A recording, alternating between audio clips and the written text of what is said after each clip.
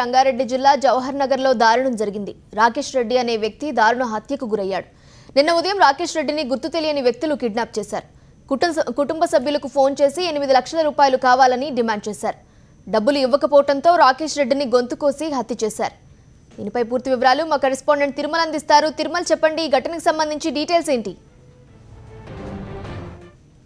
మనం ప్రస్తుతం రాంపల్లిలోని ఎవరైతే మృతి చెందినటువంటి రాకేష్ రెడ్డి నివాసంలో అవుతున్నాం. నిన్న ఉదయం 6 గంటల ప్రాంతంలో ఇంటి నుంచి వెళ్ళినటువంటి వ్యక్తి రాత్రి 9 గంటల ప్రాంతంలో హత్యకు గురవడం జరిగింది. అయితే ఇదే ప్రాంతానికి సంబంధించి ఇక్కడ నుంచి 5 కిలోమీటర్ల దూరంలో ఉన్నటువంటి వేరే ప్రాంతంలో సాదిక్ అపార్ట్మెంట్స్ సమీపంలో ఉన్నటువంటి ఒక ప్రాంతంలో కూడా అతను హత్యకు గురవడం జరిగింది. అయితే గత 2 సంవత్సరాల క్రితమే ఎంఎస్ పూర్తి చేసుకున్నటువంటి రాకేష్ రెడ్డి తన సోదరి వివాహం కోసం హైదరాబాద్కి రావడం జరిగింది. అయితే నిన్న ఉదయం 6 గంటల సమయంలో ఇంటి నుండి వెళ్ళినటువంటి వ్యక్తి రాత్రి ఒక్కసారిగా హత్యకు గురవడంతో కుటుంబ సభ్యుల ఆందోళన ఎదుర్కొని అయితే మనం ప్రస్తుతం వాళ్ళ ఇంటి వద్ద ఉన్నాం. వాళ్ళ తల్లిని అడిగే ప్రయత్నం చేద్దాం. నిన్న ఉదయం ఎన్ని గంటల నుంచి ఇంటి నుంచి బయటకు వెళ్ళాడు, అదేవిధంగా నిన్న సాయంత్రం చెప్పండి అమ్మా, నిన్న పొద్దున ఎన్ని గంటలకు వెళ్ళిండు? పోదక్కారింటికి వెళ్ళిండు.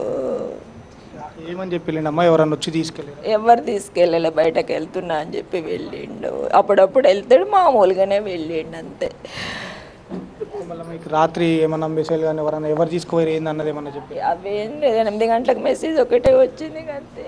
చూసినాం, వాళ్ళ తల్లి మాటల్లోనే వింటున్నాం.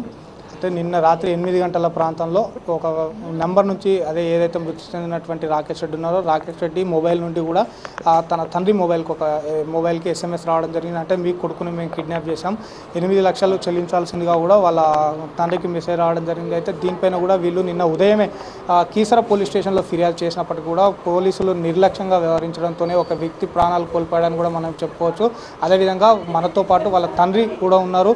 ఆ తండ్రిని కూడా అలిగి తెలుసుకునే ప్రయత్నం చేద్దాం. సార్, చెప్పండి, ఎన్ని గంటల ప్రాంతంలో మీ కొడుకు ఇంటి నుండి వెళ్ళడం జరిగింది? ఎన్ని గంటల ప్రాంతంలో మీరు పోలీసులకు ఫిర్యాదు చేశారు? అతను మృతి చెందినట్టుగా మీకు ఎప్పుడు తెలిసింది? 8 గంటలకు మెసేజ్ వచ్చింది. తర్వాత రెండో మెసేజ్ 2 గంటలకు వచ్చింది. తర్వాత మేము 3 గంటలకు పోయి పోలీస్ స్టేషన్లో ఇచ్చాము. తర్వాత 9:30కు చనిపోయినట్టు తెలుస్తుంది. అంటే మీరు ఎవరినైనా అనుమానిస్తున్నారు? అంటే అతనికి గతంలో ఎవరితో అన్న శత్రుత్వం ఉందా, లేకపోతే అతను ఇంతతో ఎవరితో ఉన్న ఏదైనా కేసులు కానీ అట్లాంటివి అనుమానిస్తున్నాం. మా బిడ్డ వాళ్ళ హస్బెండ్ అల్లుడు కేసులు నడుస్తున్నాయి. అతని మీదనే మాకు అనుమానం ఉన్నది. ఎందుకంటే అతను మెసేజ్లు పెట్టాడు కొన్ని చంపుతాది అని. తర్వాత పాత మెసేజ్ వేరే. హలో, ఒకసారి మీకు వచ్చిన మెసేజ్ అంటే వాళ్ళు ఏమని మెసేజ్ పంపించారు, ఆ మెసేజ్ ఒకసారి చూపిస్తారా? ఒక్కసారి మీకు ఆ కిడ్నాపర్ల నుంచి వచ్చినటువంటి మెసేజ్, అదేవిధంగా వాళ్ళు ఆ మెసేజ్లో ఏమని పేర్కొన్నారు మనం ఇక్కడ విజువల్లో స్పష్టంగా చూస్తున్నాం. आपकी बेटी को किडनैप करने के लिए 1 महीने ट्राई कर रहा हूँ, लेकिन आपका बेटे मिल गया, कुछ గడబడ్ కియా తో బేటే నహీ రహేగా అన్న మెసేజ్ కూడా వీళ్ళకు 7 గంటల 55 నిమిషాల ప్రాంతంలో మనం చూస్తున్నటువంటి ఈ మొబైల్కి రావడం జరిగింది. అదేవిధంగా ఆ కిడ్నాప్కి గురైనటువంటి వ్యక్తిని వదిలిపెట్టడానికి 8 లక్షలు 8 लाख చాయే అని కూడా వాళ్ళు మెసేజ్లో స్పష్టంగా పేర్కొనడం జరిగింది. అదేవిధంగా ఈ ICICI బ్యాంక్ అకౌంట్లో కూడా వేయాల్సిందిగా కూడా కోరాడు. అయితే వీళ్ళు కూడా వాళ్ళను మెసేజ్ రూపంలోనే ప్రశ్న, మీరు ఎవరు మాకు మెసేజ్ పెడుతున్నారు, ఎందుకు కిడ్నాప్ చేశారంటే వీళ్ళకి ఎటువంటి సమాధానం లేదు. కానీ 9:30 గంటల ప్రాంతంలో మాత్రం అతని స్నేహితుడి రూమ్గా అనుమానిస్తున్నటువంటి సమీపంలో ఇక్కడ నుంచి 5 కిలోమీటర్ల దూరంలో ఉన్నటువంటి ఒక అపార్ట్మెంట్ ఫ్లాట్లో అతను హత్యకు గురైనట్టుగా కూడా కుటుంబ సభ్యులకు సమాచారం అనేది. అయితే రాత్రి 10 గంటల ప్రాంతంలో అక్కడికి చేరుకున్నటువంటి కుషాయిగూడ పోలీసులు కేసు నమోదు చేసుకున్నారు. ప్రస్తుతం ఏదైతే హత్య జరిగిన ప్రాంతంలోనే మృతదేహం ఉంది. అయితే దీనికి సంబంధించి పోలీసులు పంచనామా నిర్వహించాల్సి ఉంది. అదేవిధంగా ఇతన్ని హత్య చేయాల్సిన అవసరం ఎవరికి వచ్చింది, ఎందుకు హత్య చేశారన్న కోణంలో కూడా పోలీసులు కేసు దర్యాప్తు చేస్తున్నారు. అదేవిధంగా కొద్దిసేపటి క్రితం మృతుడి తండ్రి చెప్తున్న మాటలనే స్పష్టంగా ఇస్తున్నాం. ఏదైతే తమ సమీప బంధువులపైనే తమకు అనుమానం ఉందని కూడా వాళ్ళు పేర్కొనడం జరిగింది. ఏది ఏమైనప్పటికీ కూడా పోలీసులు జరిపే విచారణలో ఇది హత్యకు గల కారణాలు, పూర్తి వివరాలు మనకు తెలియాల్సిన మరింత సమయం పడుతుంది. ఆల్రెడ్డి అనే వ్యక్తి ఫోన్ చేసి సాకేత్ టవర్స్ దగ్గర ఉన్న ఒక ఇంట్లో 2nd ఫ్లోర్లో వాళ్ళ కొడుకు దారుణంగా చంపబడి ఉన్నాడు అని చెప్పడం వల్ల ఇమ్మీడియట్గా సీన్కి రీచ్ అయ్యాం. సీన్లో చూసిన తర్వాత విచారణ చేసిన తర్వాత ఇక్కడ రాకేష్ రెడ్డి అనే అతని కొడుకు, బాలరెడ్డి యొక్క కొడుకు, ఈరోజు మార్నింగ్ 6 o'clock అతని ఇల్లైన నాగారంలో నుంచి బయలుదేరాడు. తల్లిదండ్రులకు ఏమని చెప్పాడంటే, నేను షామీర్పేటలో ఒక ఫంక్షన్కి అటెండ్ అవ్వాలి అని చెప్తూ ఇంట్లో నుంచి బయలుదేరాడని. తర్వాత అతని ఫోన్ నుంచి 8 గంటలకి ఉదయాన్న ఒక SMS వచ్చిందని.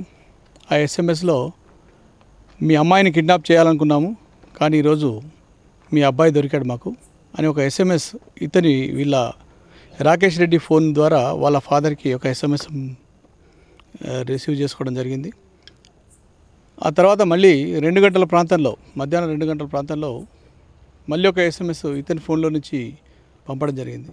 దాంట్లో విషయం ఏంటంటే 8 లక్షలు మీరు ఇస్తే మీ అబ్బాయి బ్రతుకుంటాడు అని ఒక మెసేజ్ వచ్చింది. ఇమీడియట్గా వాళ్ళ ఫాదర్ బాలరెడ్డి కీసర పోలీస్ స్టేషన్కి వెళ్ళి కంప్లైంట్ ఇచ్చాడు, మా అబ్బాయికి ఇట్లా కిడ్నాప్ థ్రెట్ వస్తుంది అని. కీసరలో ఈరోజు మధ్యాహ్నం అంటే 3 గంటల సమయంలో అక్కడ కేసు రిజిస్టర్ చేశారు. తర్వాత వీళ్ళ బంధువు అయినటువంటి శ్రీధర్ రెడ్డి ఈరోజు 8 గంటలకు తరచుగా ఇక్కడికి వచ్చే ఈ రూమ్కి వచ్చేవాడు. ఈరోజు కూడా 8 గంటలకు వచ్చి చూసేసరికి ఈ పిల్లోడు చనిపోయి ఉండడం చూశాడు. ఇమీడియట్గా వాళ్ళ ఫాదర్కి చెప్తే వాళ్ళ ఫాదర్ వచ్చి చూసి మాకు ఫోన్ చేశాడు. వాళ్ళ ఫాదర్ దగ్గర మేము కంప్లైంట్ తీసుకొని ఈ కేసుని 302, 364A kidnap for ransom and murder అనే సెక్షన్ల కింద మేము కేసు రిజిస్టర్ చేశాము. ఈ కేసును